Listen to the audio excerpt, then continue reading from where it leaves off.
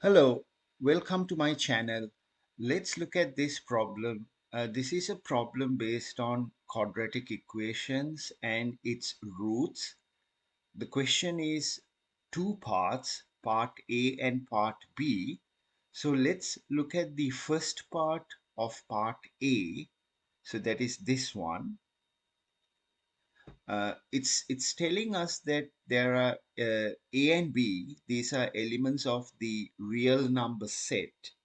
Write down the discriminant of the equation 3x squared minus 2a plus bx plus ab equals 0 in terms of a and b.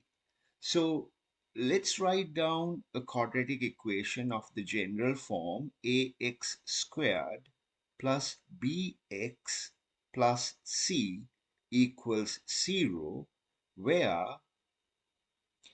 a coefficient is not equal to 0.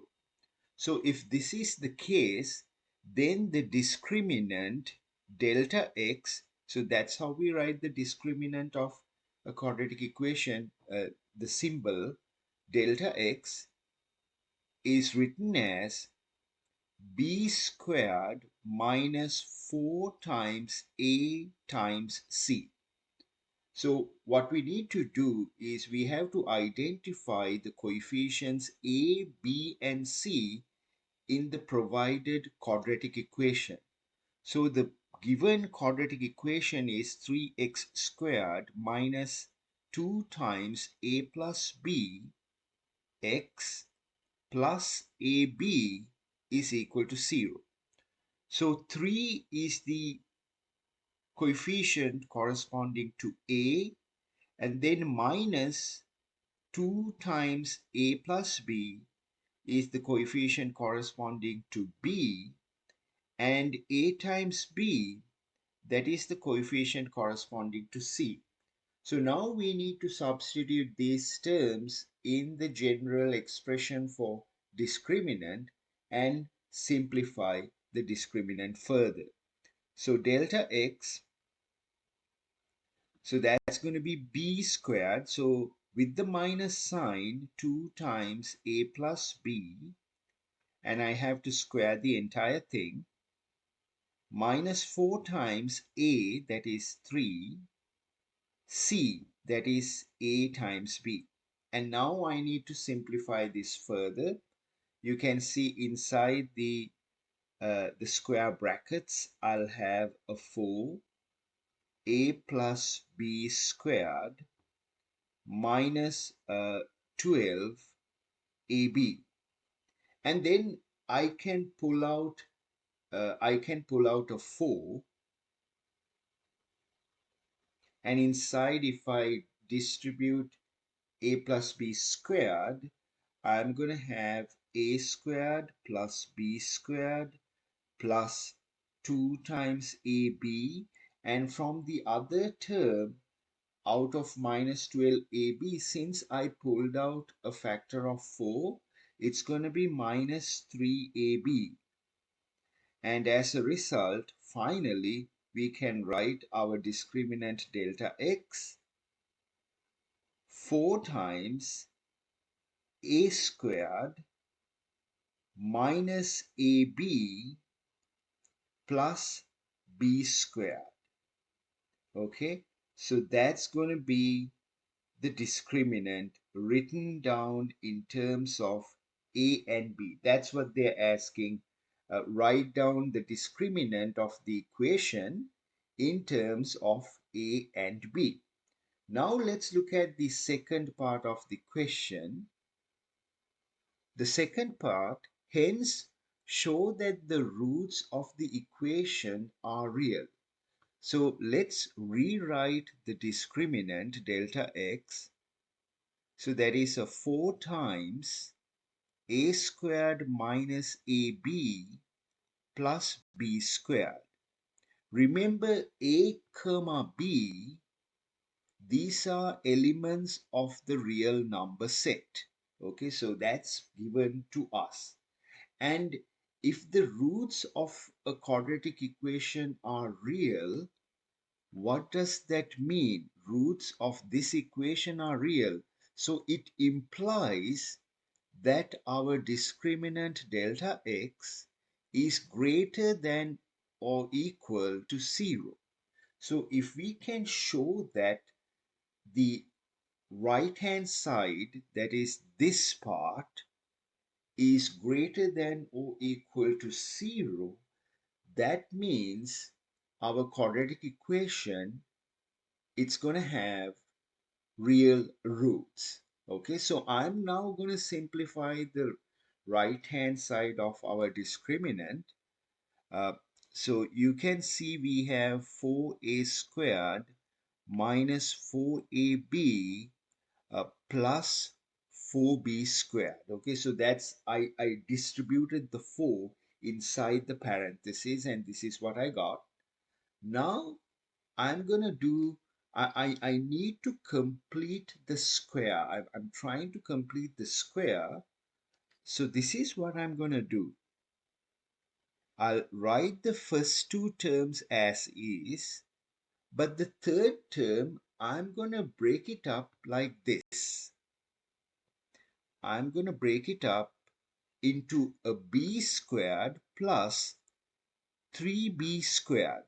B squared plus 3b squared is basically 4b squared. So it's the same thing. Now, if you look at the first three terms, you can write this as a complete square. You are trying to complete the square for these first three terms, and that's going to be 2a minus b, the complete square of that term. So 2a minus b squared is basically 4a squared minus 4ab plus b squared. And then you have the 3b squared. Now, since they have given us that a and b are real, they are, elements of the real number set, that means we can write this 2 times a minus b, that is like a complete square. So that's going to be greater than or equal to 0. And 3b squared, 3 is a real number, a positive number, and b squared, like b is real, and the square of that is also real. So we have 3b squared that is also greater than or equal to 0. So the sum of these two will be greater than or equal to 0, right? So we can write 2a minus b squared, the sum of these two terms, that is this one and this one, will also be greater than or equal to 0. And that means delta x, or the discriminant, is greater than or equal to 0, which implies the roots are real. The roots are real. So that's how you do this part. Now let's go to the next part of this question. So this is the next part of the question. It states that alpha and beta are the roots of that quadratic equation. So I'll quickly write down that quadratic equation. So that's 3x squared minus 2a plus b x plus ab equals 0. Now, the roots of this quadratic equation are alpha and beta. Write down alpha plus beta and alpha beta in terms of a and b. So we know that if we have a general quadratic equation like ax squared plus bx plus c equals 0, where a is not equal to 0, then the roots of this equation, let's say that the roots are alpha and beta, alpha plus beta can be written as minus the coefficient of the second term, b, over the coefficient of the quadratic term, minus b over a. And the product of the two roots, alpha beta, is c over a. So we are going to use that fact to find alpha plus beta and alpha beta in terms of a and b. So going back to our given quadratic equation, alpha plus beta is going to be minus, in the numerator we have minus 2a plus b divided by a, which is 3, and we can further simplify this, 2a plus b divided by 3. So that's alpha plus beta in terms of a and b. Now alpha times beta, the product of the two roots, that's c over a. So c, you can see that's ab, so this is c, okay, ab divided by a, which is this one, 3, and then this is b, so I'll just write that over here. So that's a, that's b, and that's c. So then we have 3. So this is how we get uh, alpha plus beta and alpha beta. Now there's another part to this question, the first part of this uh, long question. So this is the last part of part A. So they are saying that beta is equal to alpha plus 2. If that's the case, show that a squared minus ab plus b squared is equal to 9, and from that deduce that modulus of a is less than or equal to square root of 12, and find b in terms of a. So we already know that alpha plus beta is equal to 2 times a plus b over 3. So let's say that's equation number 1. And then from this equation, we can find alpha minus beta by rearranging this equation over here. You can easily say that alpha minus beta is equal to what? Is equal to minus 2, right? So that's equation number 2. And then I can find alpha and beta separately in terms of a and b.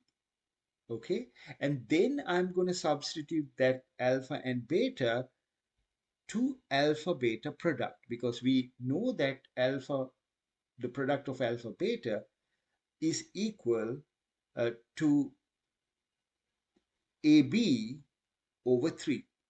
Okay, ab over 3. So let's add the two equations, 1 plus 2.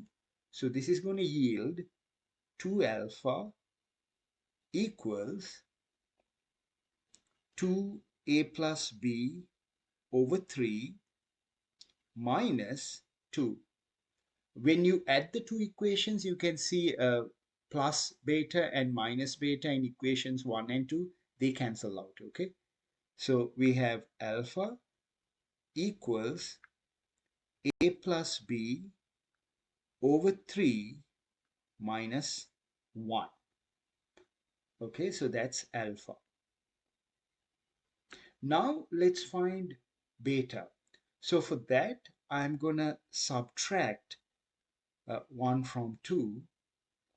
Okay, and then let's see what I'm going to get.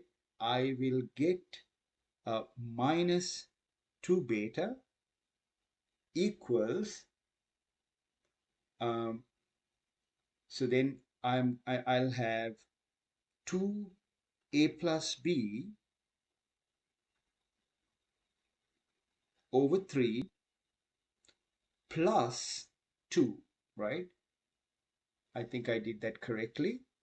So minus 2, equation 2, so minus alpha cancels with the plus alpha, minus beta becomes a plus beta. Sorry, this should be uh, a plus 2 beta over there. Yeah, and then everything is positive. Yeah, so then beta is equal to a plus b over 3 plus 1. So I divided everything by 2. So that's how I got beta. Now I'm going to substitute alpha and beta in equation number 3. So let's call this equation number 3. So substituting, I'll get a plus b over 3 minus 1 times a plus b over 3 plus 1 equals AB over 3. Okay, so then you can see the first term on the left hand side. So that's similar to, like, let's say like x minus 1 times x plus 1, right? So then you can simplify that, the left hand side, as uh, a plus b squared over 9 minus 1, right? So this is just, I'll just show that this is x squared minus 1. So I'm using that fact to simplify our equation. So we end up with a plus b squared over 9 minus 1, and that's equal to ab over 3. So multiplying the entire thing by 9, we can further simplify by doing that. A plus b squared minus 9 equals 3ab. And then distributing or simplifying a plus b squared, we get a squared plus 2ab plus b squared minus 9 equals 3ab. And then rearranging the terms, you will see that we end up with a squared minus ab, because the 3ab on the right hand side, when you move that to the left, it becomes minus 3ab, and then there's a plus 2ab, which becomes minus ab. Then plus b squared, and if you like, you can take the 9 to the right hand side, and you end up with the expression a squared minus ab plus b squared equals 9. And that's what they're asking us to show. Now, this is just one way of getting that answer. There are several other ways which I'm not going to discuss. Okay, now we have shown that a squared minus ab plus b squared equals 9. So we have shown that. And now the next part is we have to deduce from that this inequality, that is absolute value of a is less than or equal to square root of 12, and find b in terms of a. So you can see the inequality has a, absolute value of a. So the quadratic equation here, I'm going to write it as a quadratic equation of b. So I'll have b squared minus ab plus a squared minus 9 equals 0. Okay, so if I put a 1 over here for the first term, then you can see that's a where a is the first coefficient in a generalized quadratic equation like ax squared plus bx plus c. And with the minus sign, this minus a, that's going to be our coefficient b. And then a squared minus 9, that's coefficient c. So since this is a quadratic equation in b and b is a real number, the solutions of this equation, they are also going to be real. Okay, so what we from there what we can find is the discriminant of this quadratic equation. So delta b,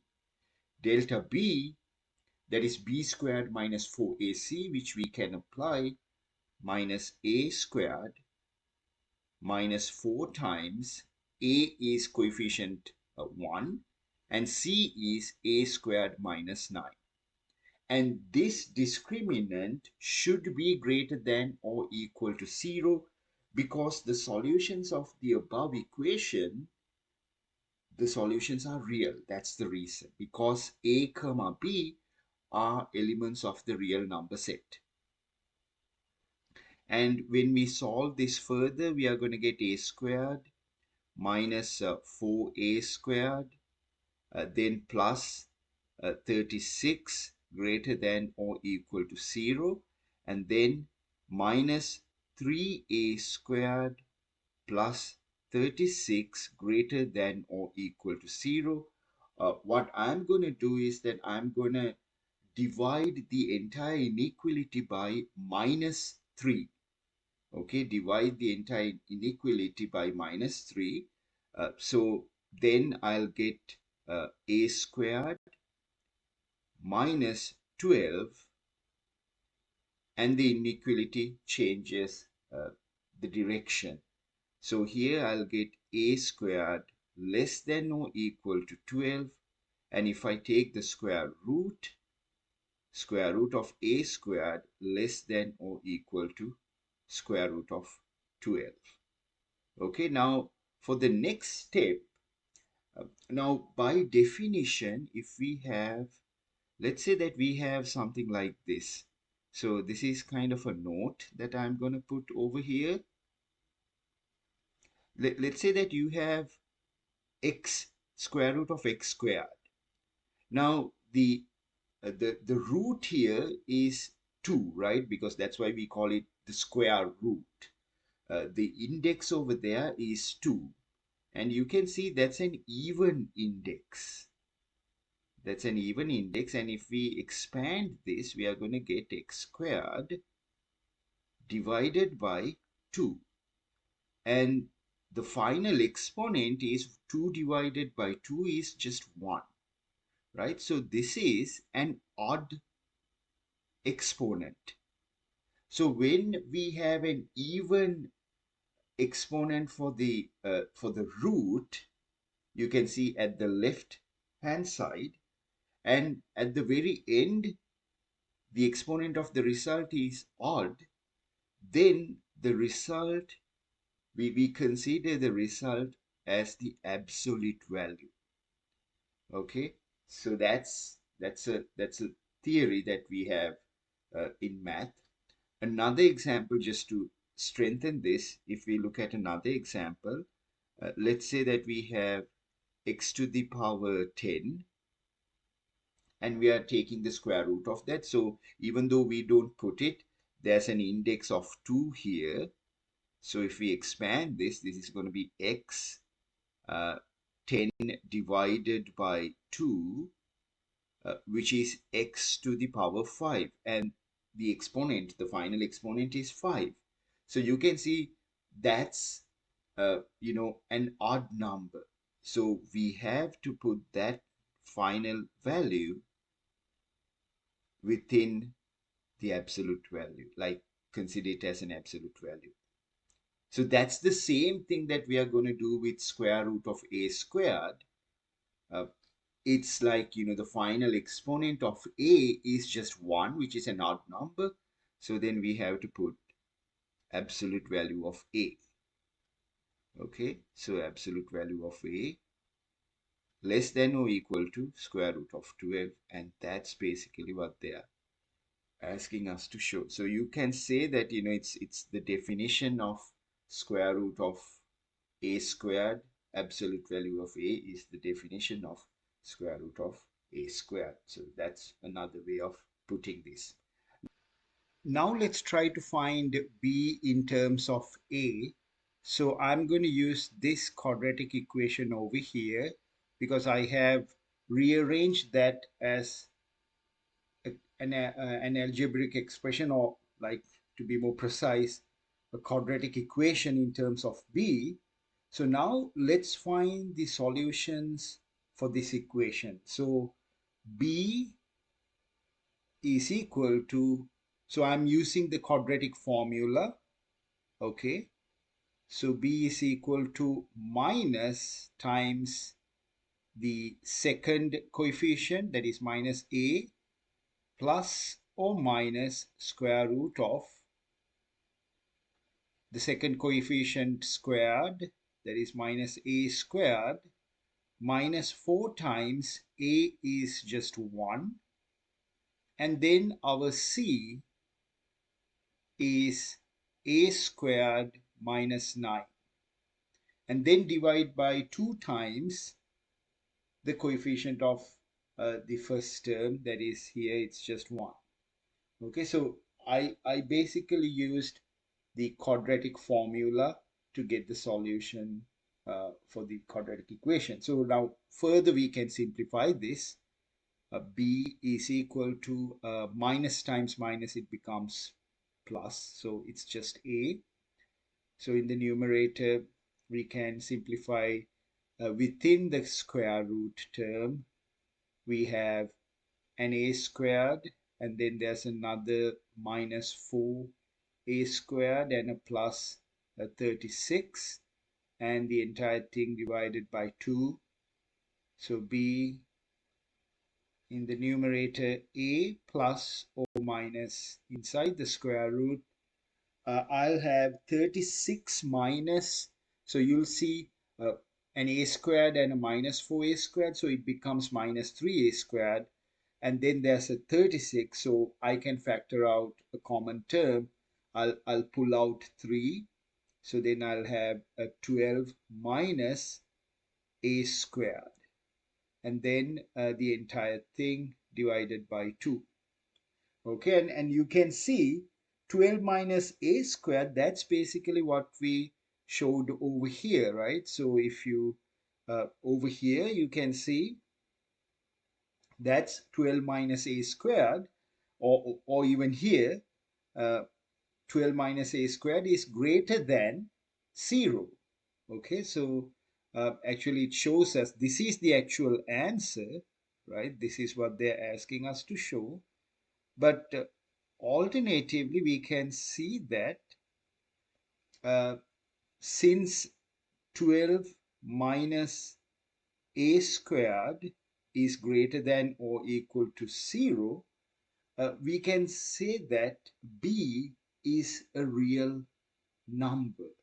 And that's what they say at the very beginning. A and b are real numbers because of this. So since 12 minus a squared is greater than or equal to 0, b is real. And that supports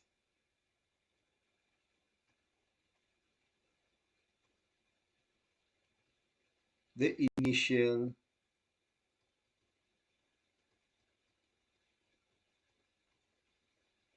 statement.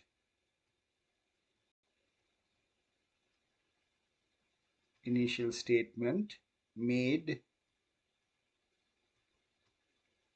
at the start of the problem.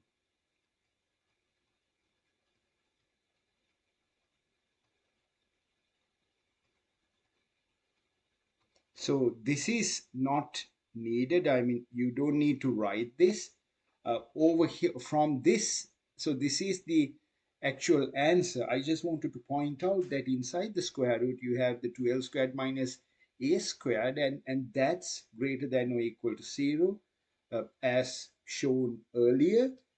As a result, b is real, and it supports the fact that what we started with in the problem, we started with the fact that a comma b are real numbers. Okay, so this is how you do the final part of this. And now let's go to the next section of this problem. Remember that there were two sections, section A and section B. We completed section A. Now we are going into section B. Okay, now let's look at the final part, part B of this question. Let C, which is not equal to 0, and D be real numbers, and let f of x cubed plus 4x squared plus cx plus d, so that's the given polynomial, it's a cubic function. Uh, Now what we are doing is that we are going to divide this f of x by x plus c, and when we do that, they're saying that the remainder is minus c cubed. Okay, so basically we have to use the remainder theorem here. So I'll write down the remainder theorem. So remainder theorem states that when a polynomial, so let's say that we have a polynomial,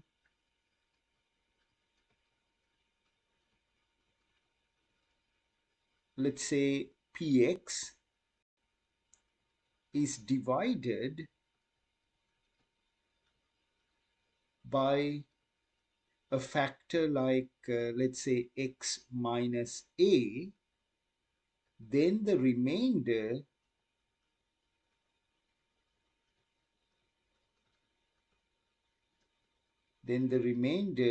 is p a, piece of a. Okay, so that's what the remainder theorem tells us. So according to that, we can clearly see the factor is x plus c.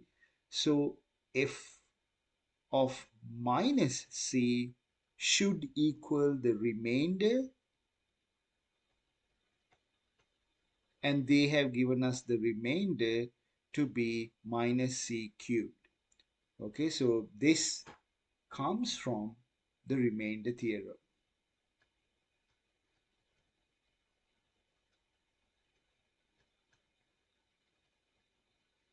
Okay, so note that down.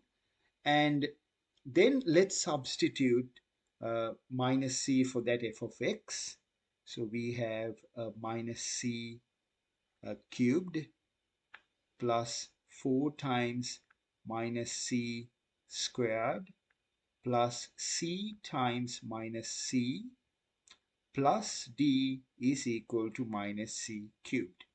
So on the left hand side, we'll have minus c cubed minus 4, well actually it's plus, minus c squared becomes plus c squared, so plus 4 times c squared, and then we have a minus c squared plus d is equal to minus 3 cubed. So the minus 3 cubed on the left cancels with minus 3 cubed on the right hand side, and 4c squared minus c squared becomes 3c squared plus d equals 0. So we can consider this as our first equation.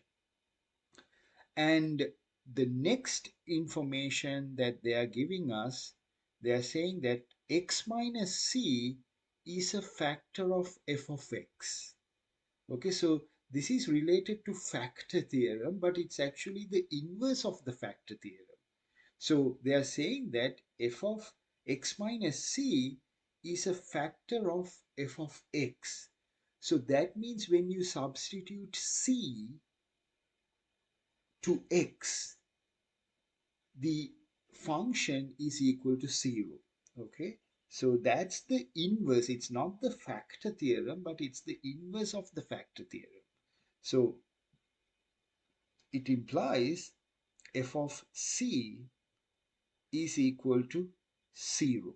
Or in other words, we have c cubed plus 4c squared plus c times c multiplied by c. I'll write c times c plus d is equal to 0. So this is inverse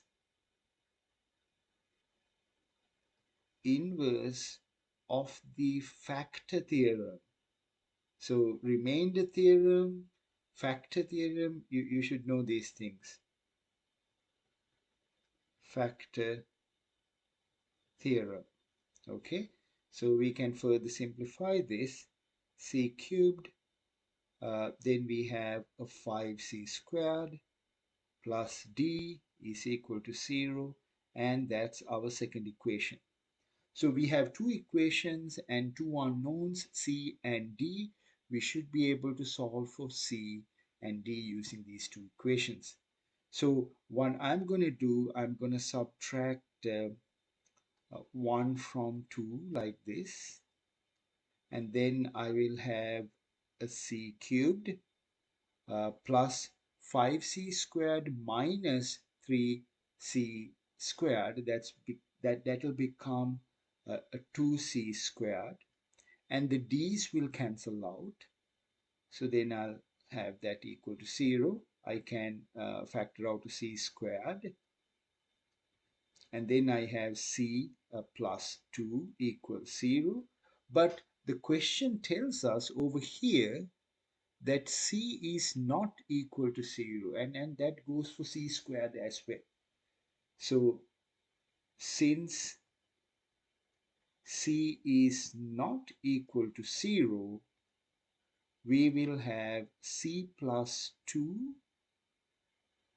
equals 0. So that means c is equal to minus 2. Okay, so that's how we get c. And then d we can substitute, for example, in equation 1. So from 1, we have 3 times minus 2 squared plus d equals 0, and minus 2 squared, so that's going to be 4 times 3 is 12. So you can see d is equal to minus 12. So that's how we find c and d. Okay, now let's look at the final part of this section. The final part is for these values of c and d, where we found c and d earlier. C was minus 2 and d was minus 12. So for these values of c and d, we need to find the remainder when f of x is divided by x squared minus 4. Okay, so let's write f of x with c and d substituting the numerical values. So x cubed plus 4x squared minus 2x minus 12. So that's our f of x, the function. Now we are going to divide this by x squared minus 4, and we have to find the remainder. So for this we are going to use Euclid's division algorithm. So it's called Euclid's division algorithm. So pretty much like, you have the dividend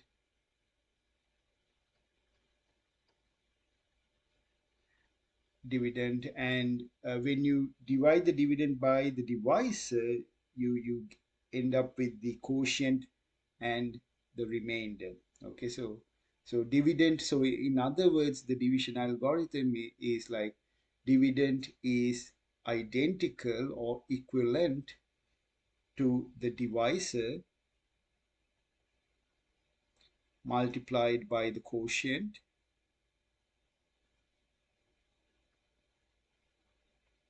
plus the remainder. plus the remainder. And always the degree of the divisor is one larger, one more than the degree of the remainder. It's always the divisor and the remainder, not the quotient.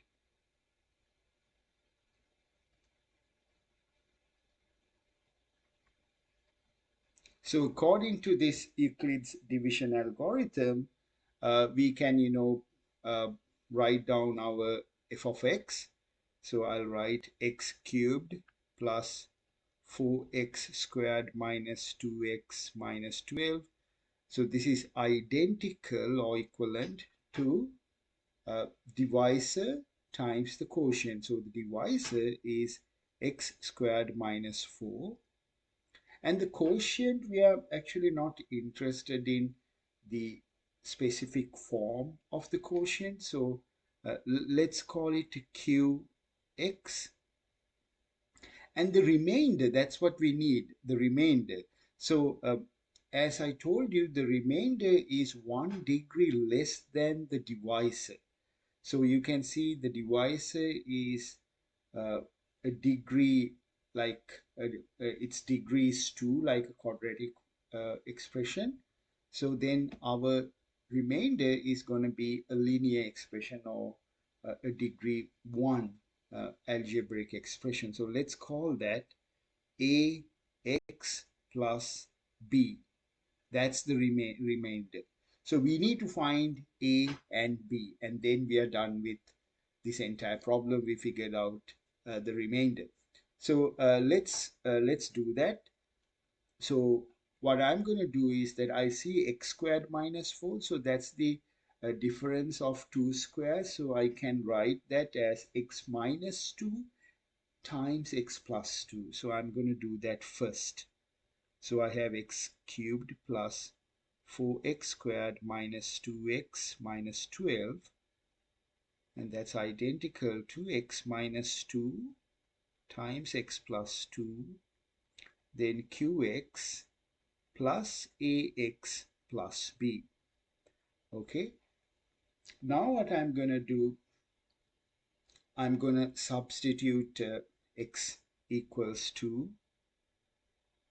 So when I do that, I have 2 to the power 3 plus 4 times 2 to the power 2 minus 2 times 2 minus 12, and that's equivalent to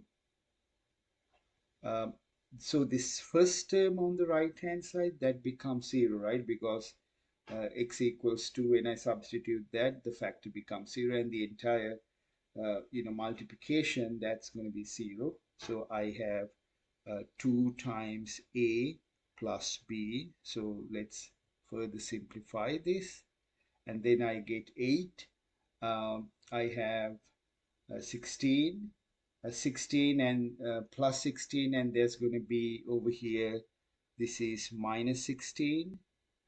So it cancels out with the plus 16, and I end up with 8. So I can write 8 is equal to 2a plus b. So that's when x equals 2. And then when x equals minus 2, I can get another relationship between a and b. So this is when x is equal to minus 2. So then I have minus 2 cubed plus 4 times minus 2 squared minus 2 times minus 2 minus 12. So that's identical to I'm going to substitute minus 2 in that first term with the quotient, and it becomes 0 because I have a factor x plus 2, right? So when you substitute minus 2, that term becomes 0 and the entire expression becomes 0.